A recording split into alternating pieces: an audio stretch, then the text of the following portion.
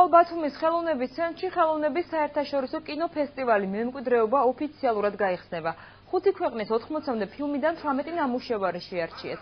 ჟიურის სხვადასხვა ნომინაციაში გამარჯვებლებს გამოავლენს. ფესტივალ მემკვიდრეობის ფარგლებში ასევე გაიმართება სხვადასხვა კულტურული ღონისძიება, მათ შორის გამოფენები, სამეცნიერო კონფერენცია, თეატრალური წარმოდგენა და მასტერკლასი. ხელოვნების საერთაშორისო კინოფესტივალი მემკვიდრეობა წელს პირველად ხელოვნებისა და კულტურის განვითარების ფონდის წმინდა ადრიას ჯვრის ეგიდითა და აჭარის განათლების სამინისტროს თანაორგანიზებით იმართება. კინოფესტივალი 27 მაისს დაიხურება. ფესტივალი მნიშვნელოვანია თავისი მასშტაბებით, ასევე მნიშვნელოვანია იქედან გამომდინარე, რომ ფესტივალი ხელს უწყობს ტრადიციული, როგორც ქართული, ასევე სხვადასხვა დარგის ხელოვნების ნიმუშების პოპულარიზაციას. ფესტივალის ფარგლებში, როგორც აღნიშნეთ, იქნება კინოკონკურსი, სადაც იმუშავებს კომპეტენტური ჟიური. ჟიურის თავმჯდომარეა ქალბატონი თამარ ბართაია, მისი ერთ-ერთი წევრია ბატონი მიშა კობახიძე, ზაზა ხალვაში.